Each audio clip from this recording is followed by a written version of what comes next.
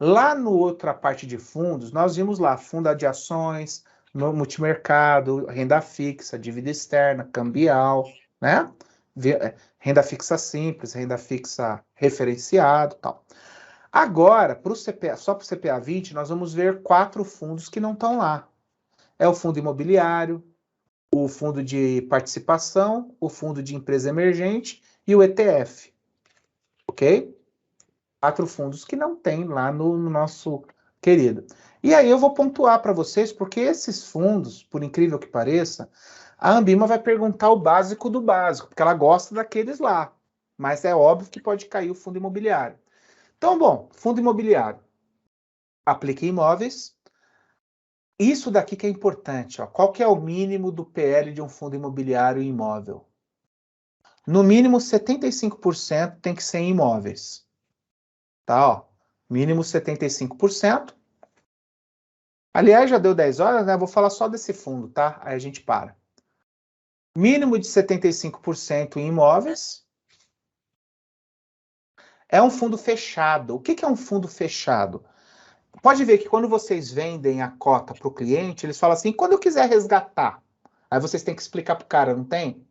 Me corrija se eu estiver errado, tá? Vocês têm que explicar assim para o cara. Ah, o senhor tem que ir numa corretora. Tem que vender a cota para uma outra pessoa. Então, na verdade, o resgate se faz pela corretora, não é por nós. Para entrar é por aqui, mas para sair é pela corretora. Isso é característica de fundo fechado. Por quê? Ele só vai realmente ver o dinheiro dele quando o fundo acabar. O fundo liquidou, acabou, chegou no prazo, aí o dinheiro cai na conta do cara, tá? Mas, caso contrário, ele tem que vender a cota para alguma outra pessoa. É isso que nós estamos falando mais ou menos para ele. Certo? Outra coisa importante de fundo fechado, ou fundo imobiliário, é que ele não precisa transferir 100% da rentabilidade para o cotista. Não é 100%. O administrador tem que distribuir aos cotistas no mínimo 95%. Ele pode deixar 5% para o fundo de reserva, que a gente fala, né? Então isso pode cair. E outra coisa, o resto aqui é o patrimônio do fundo por negócio imobiliário, a gente já sabe. Outra coisa importante aqui é a questão de ser isento de imposto de renda para pessoa física, mas isso também é tranquilo para vocês, tá? Então, é só esses detalhezinhos aqui que a gente tem que tomar cuidado, porque às vezes a gente não está na prática ali lembrando disso, né? 75 e tal, mas fique esperto com essa parte. E se puder colocar aqui isento de IR para PF, né? Isento, né? Para PF. Isento do quê? De IR. Então, escrever isso é importante, ok? E com isso, nós fechamos a parte aqui, ó, 10 horas, 10 e 2, 10 horas, 10 e 2. E amanhã, pessoal, a gente continua a nossa toada de fundo de investimento. Agora eu vou parar essa gravação, a gravação está diretão. Parar aqui a gravação. Ah, agora vai. Deus quiser, não dá rolo não, pelo amor de Deus. Vamos aqui para apresentação. Vou ver o seguinte aqui.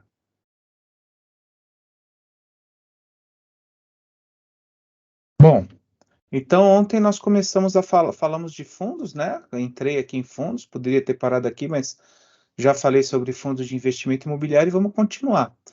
Hoje eu vou falar um pouquinho desses fundos, vou falar sobre uma parte que é importante para a gente, de CPA 10 e CPA 20, que é a parte da código de uns códigos para entrar, emitir ações no mercado, emitir valor imobiliário. E depois a gente entra em derivativos, tá? Então são matérias importantes. Eu vou falar assim, do que eu vou abordar agora, vai ter em torno aí de umas 8, 9 questões para a prova, tá bom? Bom, fundo de investimento imobiliário nós já falamos. E foi bom que hoje eu conversei bastante com duas meninas, duas meninas que fizeram a prova do Cicobi, CPA 20. E foi tranquilo, elas falaram, sim, a prova é difícil, né? Mas foi dentro daquela apostila que você falou mesmo, não tem nada que caiu na prova que eu falei assim, que eu pensei assim, uma delas falou, né? Que eu pensei assim, nunca vi esse negócio, tudo tá lá, entendeu? As duas passaram, aí me ligaram uma me ligou na verdade, e a outra me mandou WhatsApp. E aí que me ligou, conversei, a que mandou WhatsApp, eu liguei de volta. Pra saber, né, o que que tá caindo, como que não tá. Então é isso mesmo. Ela falou, Marcos, vai daquele jeito que você vai, falando, e tá tranquilo. E ó que o curso delas eu fiz em menos tempo que o de vocês ainda, hein? Eu fiz com um dia menos. Eu acabaria hoje, por exemplo, né? Porque eles não tinham aula de sexta. Não podiam ter aula de sexta e tal. E demos corrida a matéria. Aí falou, é aquilo lá mesmo, tranquilo. Então, é o que eu falo para vocês, né? Fazendo os exercícios, muita gente mandando questões para mim, né? Legal, tô respondendo no WhatsApp. Então é isso aí. Bom, vamos lá. E depois a gente vai falando, né? Mais coisas. Tá gravando? Tá. Bom, esse fundo de participações, ele compra debêntures de empresas, ações, qualquer outro título, mas que tem que ter o seguinte, ó, tem que ser conversível em ações.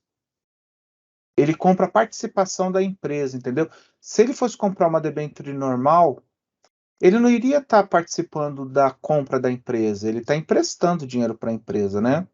Agora, no caso, o FIP, ele compra parte das empresas, por isso que chama participações, fundo de participações. Em inglês, essa palavra equity aqui é participação, participação privada. Então, são fundos em que seus recursos ficam destinados à aquisição de ações, debêntures. Essa debênture que a gente tem que tomar cuidado, tá? Ó. Se tiver só a debênture, não pode ser a debênture simples. Aí eu continuo aqui, ó. Bônus de subscrição que nós vimos, né? Aquela preferência de subscrição e outros títulos e valores mobiliários. Agora que vem o conversíveis ou permutáveis em ações, ok? Conversíveis ou permutáveis em ações, de emissão de companhia aberta ou fechado. Tais aquisições devem propiciar ao fundo participação no processo decisório da companhia. Então, a empresa, o próprio nome já fala, né? Fundo de participação. Ele compra participação nas outras empresas. Isso é fácil. Fundo fechado, só para investidor qualificado, né? Importante isso daqui também, às vezes é um detalhe. Mas o que cai mesmo para vocês, porque é um fundo difícil de achar, né? Mas o que cai mais para vocês é essa parte de cima aqui, tá? Ó, essa parte que é importante. Já teve aluno que já falou assim, Marcos, caiu lá, seu fundo era fechado. Todo fundo que é mais complicado, ele é fechado. Pode ver, o fundo imobiliário ele é fechado também, é fundo fechado. Esse é mais complicado ainda, então ele é fundo fechado e só para investidor qualificado. Entendeu? Tem outro fundo que é igual esse, que chama. É igual, a diferença é que o valor é menor, que ele mexe, né? Que ele investe nas empresas. É um fundo, olha lá, o próprio nome já fala, né? FIE, Fundo de Investimentos em Empresas Emergentes, conhecendo como Venture Capital. A ideia é a mesma, tá? Do Private Equity. Só que os valores são menores. Mas esse quando cai, eu já percebi que é bem tranquilo. Qual é o tipo de fundo que compra participação de empresas emergentes? Se você não conhecer esse FIE, falo de participação, você vai para o FIP, né? Você vai para o FIP. Só que esse daqui é de participação de empresas emergentes, ele tem que tomar cuidado, tá? Deixa eu só colocar no silencioso aqui. Desculpa.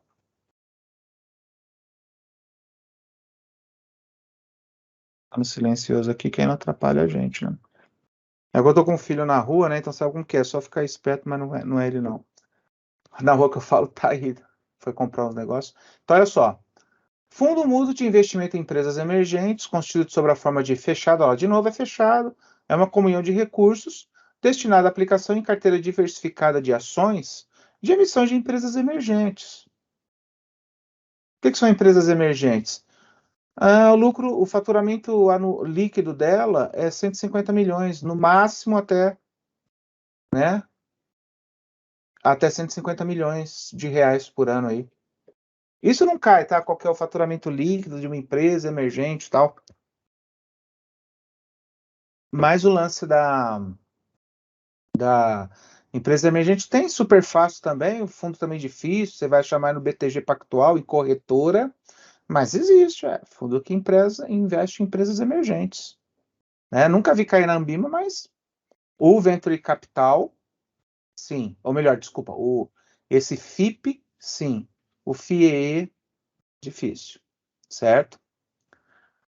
E esse daqui cai bastante, tá, pessoal? Esse eu gostaria que vocês colocassem um asterisco nele, ok? ETF, fundo ETF. Bom, ETF é uma sigla que quer dizer fundo negociado em bolsa, né? Ó, fundo Exchange Traded Funds, fundo negociado em bolsa. Então, se você quer saber, o fundo imobiliário, ele é um ETF. Porque quando a pessoa tem que resgatar, ele tem que ir na bolsa vender para alguém. Entendeu a jogada? Então, ó, possuem suas cotas Isso daqui é o principal, tá? Ó. Possuem suas cotas negociadas em bolsa. Quando você estiver na corretora, todo código que tiver esse 11 aqui, ó, 11 é um ETF. Ó, ETF, tudo um ETF. Né? Possuem suas cotas negociadas em bolsa como se fossem ações. Olha lá, são fundos, eles fazem tipo assim, fundo ETF e Ibovespa. Geralmente é um índice, tá? Ele não compra ação de uma empresa só, fundo ETF Vale. Fala fundo ETF Ibovespa, fundo ETF índice financeiro, índice imobiliário. Aí eles pegam todas as ações desse setor que estão na bolsa e faz um fundo de investimento. Qual que é a diferença? Quando você for pedir o resgate, ao invés de você ir lá no gerente, né? Eu gostaria de pedir o resgate. Não, o gerente vai falar assim: vai em ações, vai na corretora, que aí você tem que vender as cotas por lá. Não dá para você pedir resgate. Todo fundo que você tem que vender a cota para levantar o dinheiro, né? Para pegar o dinheiro de volta, é um ETF, né? Ó, aqui, ó. Esse cai bastante. São fundos, eu já falei isso, com apenas uma operação é possível diversificar os investimentos, né? Porque você compra um fundo, você aplica num fundo que investe em Bradesco, Itaú, Santander, entendeu? Banco do Brasil. Então, esse é o ETF, e aqui tem vários. Por que é referenciado? Esse negócio dos índices, né? Então tá aí o ETF, ok? Até aqui cai bastante. Agora, o que acontece, gente? Vou explicar um negócio para vocês aqui. Daqui para frente, nós vamos ver, é pouquinha coisa também, mas nós vamos ver o seguinte. A Ambima,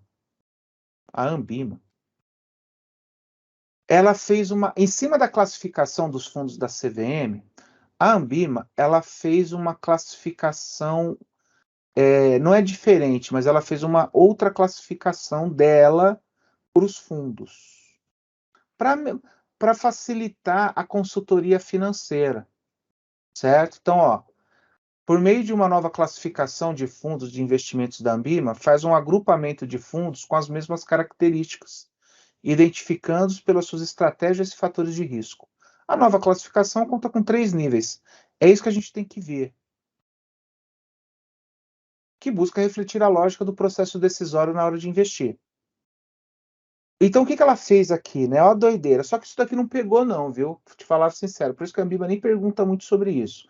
Mas não é porque não pergunta muito que ela não vai perguntar, entendeu? Tem diferença. Cai pouco, mas pode cair uma questão para vocês sobre isso. A maioria das vezes não cai, mas pode cair, claro. Então, o que a Ambima fez? O objetivo é explicitar em cada nível as estratégias e riscos associados a cada um dos fundos. Tipo assim, quer ver? Ó? Nível 1, eu chego para o cliente e falo assim, nível 1 é classe de risco, classe de ativos. Você quer aplicar em quê? Eu quero aplicar em renda fixa.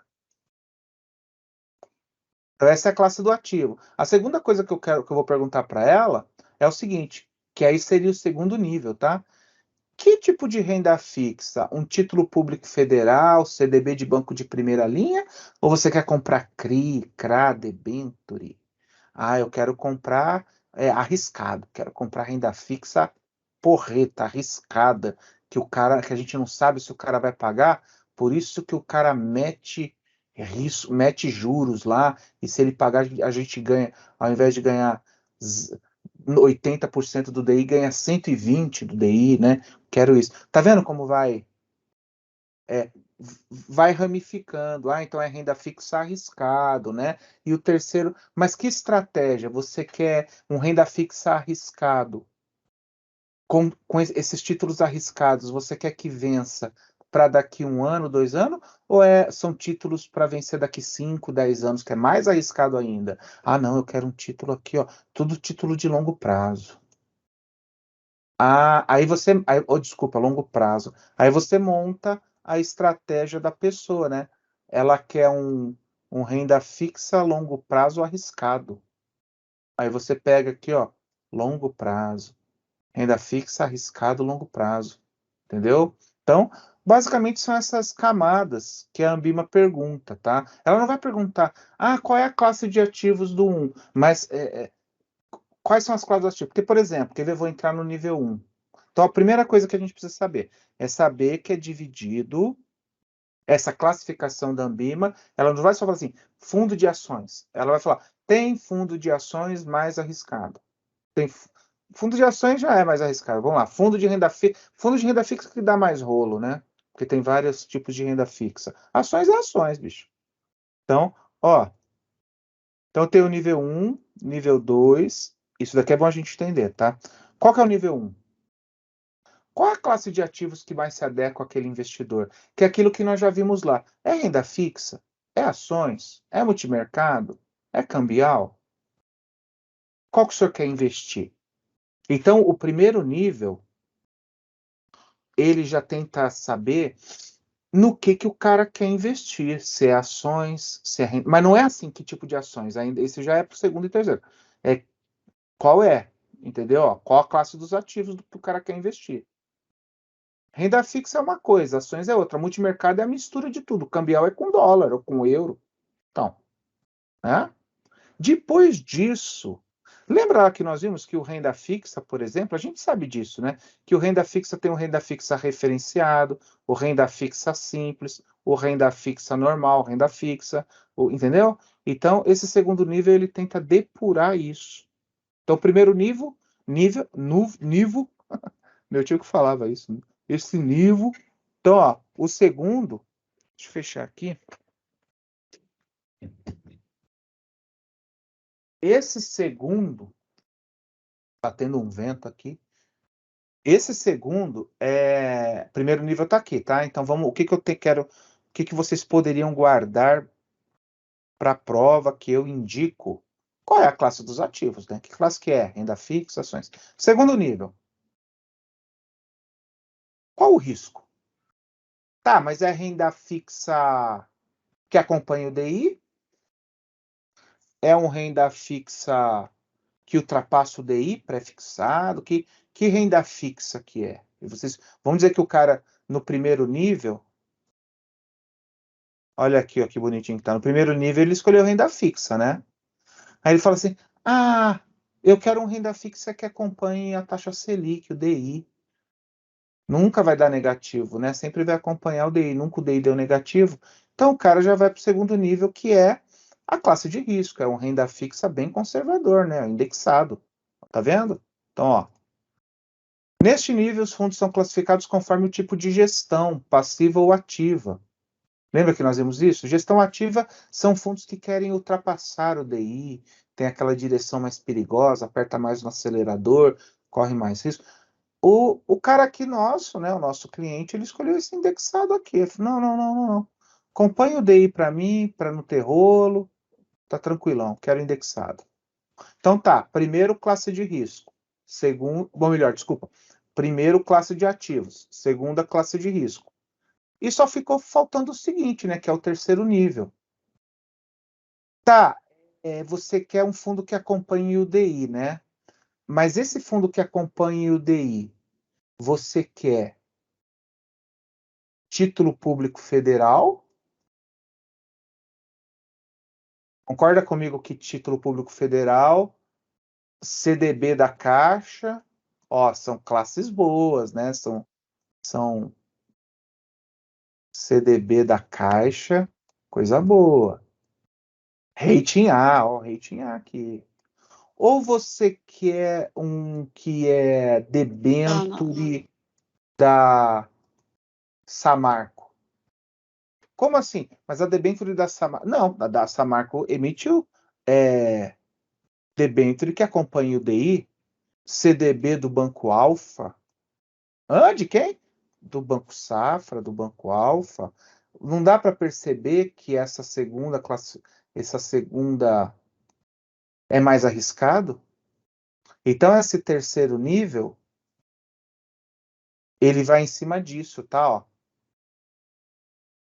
Qual as estratégias que se adequam às necessidades do investidor? No terceiro nível, os fundos são classificados de acordo com a estratégia de investimento. Por exemplo, em renda fixa, conforme a exposição ao risco de crédito.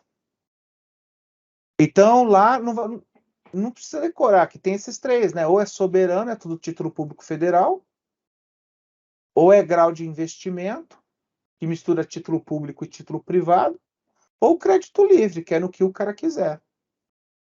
No que, não, eu quero um renda fixa que acompanhe o DI, mas pode ser qualquer tipo de papel. Aí o cara é um renda fixa indexado crédito livre, entendeu? Não, eu quero um renda fixa indexado soberano. Então, renda fixa, a gente já sabe. Indexado, acompanha o DI. Soberano, só título público federal. Entendeu? Então, ela meio que esmiuça a estratégia. Então, a gente pode pôr como eu coloquei aqui para vocês, que é como a Mima vai perguntar. O nível 1 é a classe de ativo, renda fixa, ações ou cambial, ou multimercado. Nível 2, qual é o tipo de gestão de risco? Né? Se é um indexado, se é um ativo, se é investimento no exterior. E o terceiro é qual é a estratégia. Se você vai comprar só título público e título privado, ou vai comprar o que você quiser de só título privado. Aí, por isso que vocês veem, às vezes, por classificação da Ambima, tá lá. Fundo Aliança da Caixa. É um renda fixa, ele não é indexado, ele é renda fixa ativo e crédito livre. Não, na verdade é grau de investimento, porque o Aliança tem título público dentro, né? Então, aí você já sabe o que é. Porque uma coisa é falar assim, renda fixa DI. Outra coisa é falar renda fixa DI soberano. Quer dizer, é um fundo de renda fixa que só aplica em título público federal. Entendeu? Renda fixa grau de investimento. Ele aplica em título público e aplica também em título privado. Renda fixa indexado, crédito livre. Ele aplica em qualquer tipo de renda fixa. Pode ser que não tenha título público lá. Não tem o compromisso de ter título público. Beleza? Então, classificação da Ambima. Não pegou, porque o pessoal já se confundia com o da CVM, né? CVM já é um negócio que não pegava muito. Mas para especialista, para cara que é consultor, isso ajuda bastante. Para vocês que vão fazer consultoria para o cliente, é bom seguir essa linha que a Ambima fez, né? Essa lógica de investimento. Tá, mas DI, que tipo de DI? Né? Então você, a partir do momento do que o cliente vai te perguntando, o problema é que às vezes o cliente fala assim, ele faz uma pergunta que já é vexatória, né? Qual que rende mais? Não, eu quero saber qual que rende mais, mete pau aí. Pô, como que eu vou saber qual que rende mais, cara? Posso falar qual que rendeu mais. Agora, qual que vai render mais é mais difícil, né? Pois não? Não, a tributação desses fundos aí, do FIP, do FIEE, do ETF, não cai, não? Não, então, olha só, não cai, mas a gente pode falar, o fundo de imobiliário, eu tinha até falado, né, isento de imposto de renda, pessoa física, e pessoa jurídica cai na tabela normal lá, que nem poupança. Que nem poupança, o fundo imobiliário, todo imóvel. O private equity o emergente e o ETF é tudo 15%. Ok, Tá? ok. Esses três aqui são 15%. Eu até procurei, cara, até ia colocar uma tabelinha logo depois aqui da tributação, só que no edital tá só assim, forma de características, nos outros tá características e tributação, no outro só tá características e formação da carteira, nesses três. Mas é até bom, né? É bom a gente saber, sim. Boa ideia. Eu vou colocar isso nos slides, porque é uma informação interessante, importante. Então, o Private Equity e o Venture Capital e o ETF é 15%. Show, faça só o 15%. Não tem tempo, não, tá? Boa pergunta, boa pergunta. Ah, mas cai na prova? Não, mas não é por causa que não é porque não cai na prova que não deixa de ser uma pergunta interessante, tá? Beleza, então esse daqui é o nível 1, 2 e 3. Se eu fosse vocês, eu até fiz várias questões lá aí para vocês, né, no módulo. Eu focaria em saber o que é o nível 1. O nível 1 é qual é a classe do ativo, né? Que o fundo, qual que é a renda fixa, ações. O nível 2 é qual é o risco, né? Se é indexado ou se é ativo. E o nível 3 é se vai aplicar em papel só do governo, ou vai aplicar em papel governo e privado, ou vai aplicar só em papel privado. Só em papel privado, não, em tudo que é tipo de papel, né, que é o crédito livre. Não fala o soberano fala, só aplica em título público. O crédito livre fala, aplica em qualquer coisa que seja de renda fixa, né? Então, é uma forma de induzir a consultoria, o que eu acho que é interessante, né, para o cliente. Infelizmente, são poucos os clientes que vão ter essa elucidação, mas é legal a gente mostrar para ele que existe isso, tá? Bom, cara, eu fiz um curso no Santander que foi muito louco. Eles falaram assim para mim, Marcos, pega um pouquinho de cada módulo, o que você acha importante que é no dia a dia do gerente pessoa física e pessoa jurídica, e faz um treinamento para gente, entendeu? Então eu peguei como se um cliente estivesse investindo no mercado financeiro com vários investimentos, chegasse na agência e questionasse também os investimentos que ele tem dentro da agência. E dentro dessa historinha entrava os conceitos. Cara, foi muito legal. Porque o cara falou, eu não quero que o pessoal aqui faz para passar, eu quero que ele entenda, né? Então, a previdência, como se um cliente mesmo. Então, a historinha era essa, o cliente chegando, o cliente também questionava a previdência que ele tinha no Santander, que tinha uma concorrente que era o Banco do Brasil que estava dando isso, que era isso. Aí eu aproveitava essas coisas para explicar, tá? Entendeu? Foi muito legal.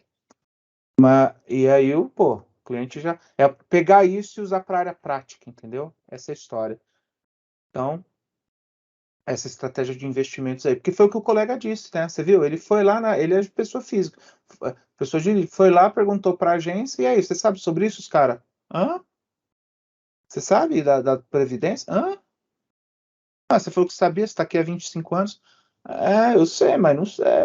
Também, né? Para tanta coisa. Entendeu? Então, por aí. Ó, vimos aí